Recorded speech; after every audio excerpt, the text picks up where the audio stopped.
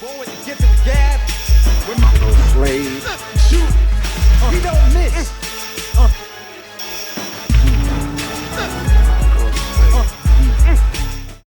Welcome to 3 Count Commentaries. Today we're going to talk about my personal favorite female performer of all time, Sherri Martel, and her episode of Dark Side of the Ring.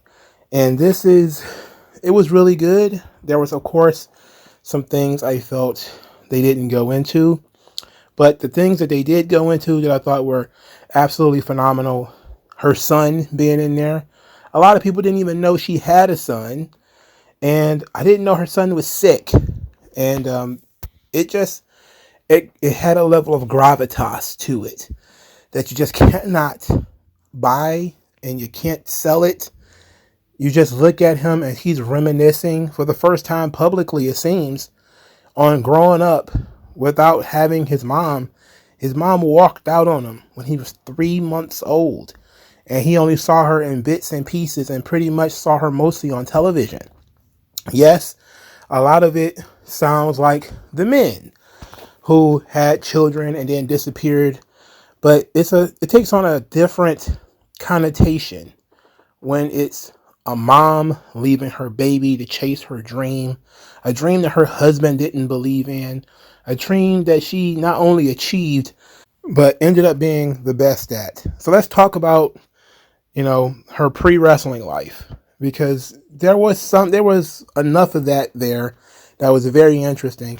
And a lot of the material that I had read about Sherri before, including Pat LaPrade and Dan Murphy's book, Sisterhood of the Square Circle, which had a very short biography of Sherri Martel in it, doesn't speak a lot about her life pre-wrestling. Everybody knew that she had gotten married, she had a kid, but they didn't really know how that worked from there. But she was born Sherri Russell, February the 8th, 1958. She was born in New Orleans. When she grew up in the South as a wrestling fan, her mom took her to matches in Mississippi, where she became a fan at about the age of 13. That was in the Mid-South territory. So this would be Leroy McGurk era Mid-South wrestling. And she became a huge fan. Grizzly Smith was the booker down there, and he met her when she was about 16 years old. In Dark Side of the Ring, we find out that she met, now in the books and stuff that I've read, articles, she met Grizzly Smith when she was about 16 rather. In Dark Side of the Ring, she was about 17. This is when she meets Jake Roberts, who is her on-again, off-again boyfriend of sorts. He was a referee during this time, trying to prove to his dad that he deserves to be in the wrestling business. It's a very interesting story. I'm glad he didn't go too much into it because I don't know that much about it, but it was nice to see it acknowledged at least. So Grizzly Smith tells her that he can't train her because she's only 16. She needs to come back when she's 21. Jake Roberts mentions that Sherri was a little too old for Grizzly Smith because he has certain proclivities. He was a pedophile, according to his family, his friends, and pretty much everybody. He was kind of a pedo. So she was post-pubescent. So she was a little out of his comfort zone. Anyway, because she didn't have any money, because she wanted to be a wrestler, she actually got into exotic dancing. This is something that she was interested in when she met her husband. They got married. She had a little boy named Jared, but she still wanted to be a wrestler. Now, an important bit to know is that she was actually doing drugs before she got into wrestling. That's something that a lot of people wasn't paying attention to, is that she was actually doing drugs and, recreationally as a stripper. And this was something that a lot of strippers do because they have to, it's hard to explain because it's one of the things that you hear a lot with strippers and porn stars. They often are drunk or they're often high in order to lower their inhibitions. So they wouldn't be nervous, they wouldn't be shy, they wouldn't be embarrassed about what they do. So shortly after she had her son, the wrestling bug bit her again, and she decided she wanted to go learn how to wrestle. And I think this was a very meaty part of the story. And yes, everybody wants to talk about her career, but this is important too, because the person who walked out on her son is pretty much a completely different person than who she would end up becoming. That person essentially died when she walked out on her son. She had to make a huge sacrifice. And I thought that it was very important that her son said she made the best decision for me, which I had never heard before. I had never heard somebody who was abandoned by a parent and say, you know what, probably made the best decision for me. And I actually do like that they spent some time talking about the importance of the stepmom, how good the stepmom was, that Sherri approved of the stepmom, and that she thought that, there was no better person to raise my child than this lady. And I thought that was nice. That added some real color. It filled in a huge blank that this kid may not have had his birth mom, but she was gone 3 months after he was born anyway. So any and all contact that they had throughout the years was mostly Sherri trying to keep that branch alive, trying to keep that part of herself alive and not be completely consumed with being Sherri Martel. But Sherri Russell essentially died that day when she walked out on her husband and her children. And it was another interesting bit is that the husband claims that he was hiring private investigators to go and find her, to search for her. And then 3 burly dudes showed up and says, she belongs to us now, pal. And he was like, well, I guess I'm going to leave you guys alone. What? Okay. I do believe that the husband was probably trying to get her to come back. That's believable. But the private investigators, she already walked out, bro. Like, she's already gone, man. Maybe you talk to her on the phone and you say, baby, come home. Please come home. But you going to send, like, the Geek Squad out to find her? Oh, that's a bit much. That's a bit much. Anyway, her career begins. She goes to a guy named Butch Moore.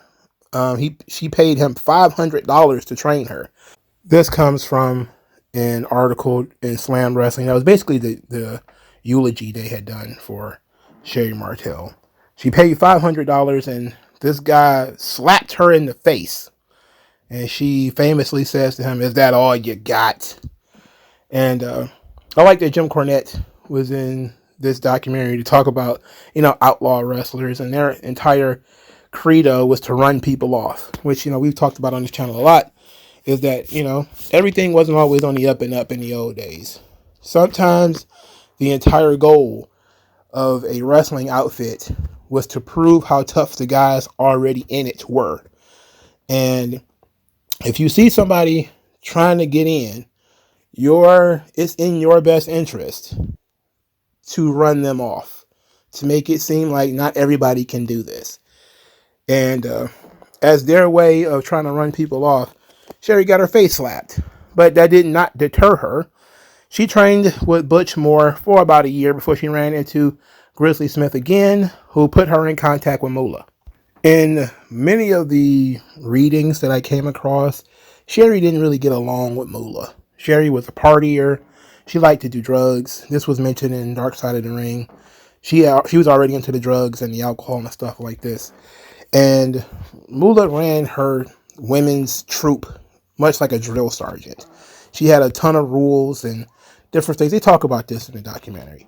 At Moolah's training camp, she's mostly trained by Donna Christantella and Joyce Grable, who were Donna Christantello is the right hand of Moolah, basically her underboss, who did a lot of the hands-on training of the girls. And Sherri ends up getting kicked out because of drugs and things. 1980, she makes her debut. Of course, they showed that she was with Jim Cornette, and she was Jim Cornette's one of the first people that he ever managed. And she had got injured, which ended her in-ring career pretty early. And she ended up going to the AWA. Now, it was mentioned that she ended up in the AWA because it was pretty much the one place Moolah didn't have under lock and key. You know, Moolah was pretty popular in the NWA, very popular in the WWF, but she didn't quite have her hooks into the AWA. So there's a lot of opportunity there for Sherri. But since she was injured, she had to do something, and she ended up being a manager. And I'm surprised he didn't talk enough about this, but she ended up being the manager for Pretty Boy Doug Summers and Playboy Buddy Rose, who are the AWA Tag Team Champions for quite a while in that promotion. They ended up being a famous tag team. In the early 80s, they actually had a pretty good run with the Midnight Rockers, Shawn Michaels and Marty Jannetty. This is where Sherri meets Shawn. Of course, they would become friends, and she would be Shawn's manager later. And I understand that when it comes to females that they're focusing on biography, they try not to put too much emphasis on the men. But this is an important connection when Sherri decides to jump ship later.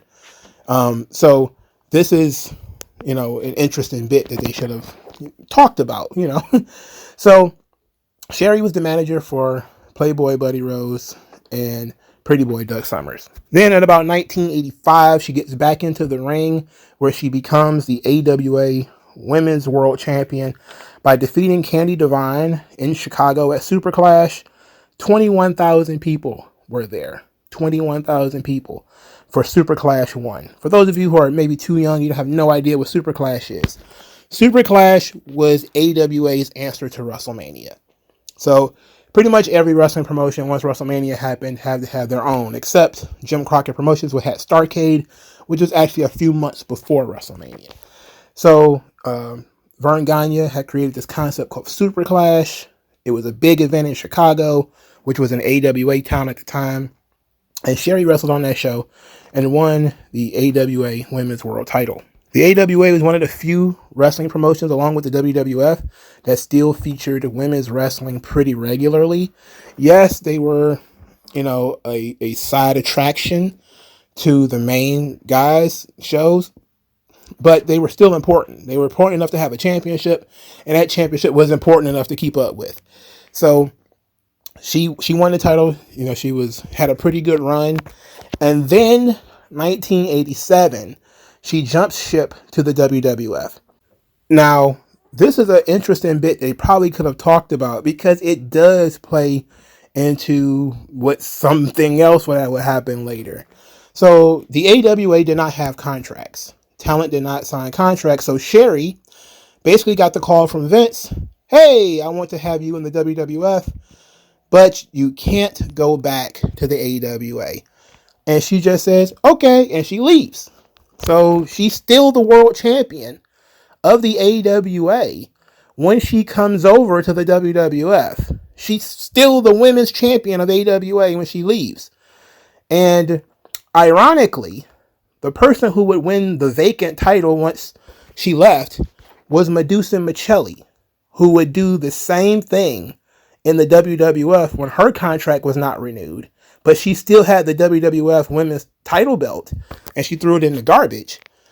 It was not exactly the same because Sherri did not denigrate the AWA women's title. She just left. But the idea that, she would leave and pretty much damage the prestige of that title when she left is pretty much the same thing Medusa would do later. In the documentary, they talked about how Kurt Hennig and Jesse the Body Ventura, also guys who pretty much walked out on the AWA, put in a good word for her in order to get her a job. Sherri in documentaries would mention how she was trying to get the Rockers out of a contract in the AWA because, there wasn't enough money there. Shawn put her over huge in one of his books about how tough she was and how she really understood the business. And when she was his manager, she realized what her role was to accentuate him. And they discussed this as she will become a manager later. I'm not really done talking about her wrestling career, but when she became a manager later, how she changed her look and style and presentation while still being herself to match the guy that she was with, to show that she was complimentary and not trying to overshadow him, but that she was taking elements of what he would do and take it to the next level. She was trying to accentuate him. So the relationship between, Sherri and Shawn and Curt Hennig and all these guys who came over from the AWA, they had a lot in common. Drugs being one of them. Screwing over Fern Gagne was another one. But Sherri would come over to the WWF in 1987. She would win the championship in her very first match against the Fabulous Moolah. And she was stripped of the AWA Women's World title, of course.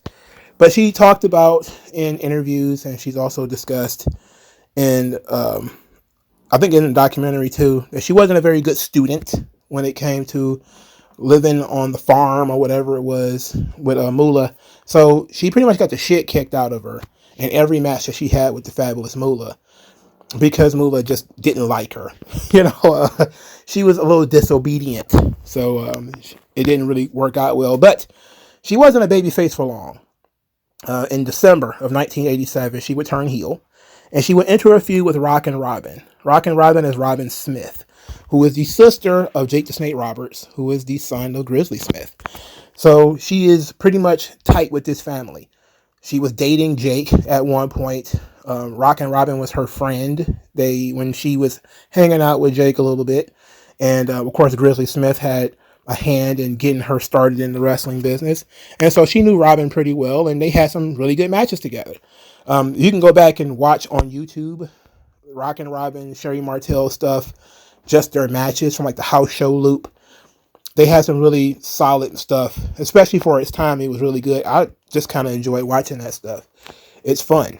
But 1988, 89, Vince is about to phase out the women's division for the first time. And Sherri is the only one that really survives. She, of course, becomes the manager for Macho Man Randy Savage, and then later Ted DiBiase, and later Shawn Michaels, while, staying very, very visible in the WWF television program.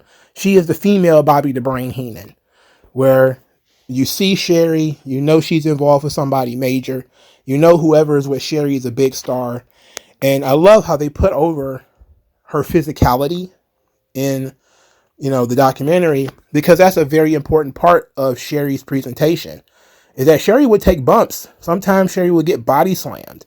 Like, she got body slammed by Hulk Hogan on television. And this was like in the 1980s, when, before anybody started complaining and whining about, violence against women, Sherri was taking body slams. She was getting clotheslined. It was a regular part of the show for Sherri to take a bump. And, she really dedicated herself to every part of her craft that she was doing it. I really liked in the documentary they showed that she was on Arsenio Hall, because I didn't know that. I really didn't know she did Arsenio Hall. I knew Arsenio Hall had wrestlers on there, of course. Hogan was on there. Savage was on there. Savage was very famous on there. Ultimate Warrior was on there. And I really had not noticed that Sherri was on there. So it was very cool. It was also very cool to see that her son was there. That was very nice. Of course, Sherri was fired in 1993 for her drug abuses. They said it was marijuana, which it probably was, but it would be fair to say that it was drugs and alcohol, because alcohol was part of it. And she was a part of the culture of the locker room. Like they said, she was one of the boys. She was friends with Curt Hennig, who was famously a drug addict, and Shawn Michaels, who was famously a drug addict, and she was in there with the same kind of, I don't want to say that clique, but she was essentially in that group. So she fell into the same thing they fell into. The difference is she's a smaller woman. They're, guys, and she's a little bit more expendable. So maybe they figure, hey, we'll fire Sherri. They'll send a message to the rest of the guys.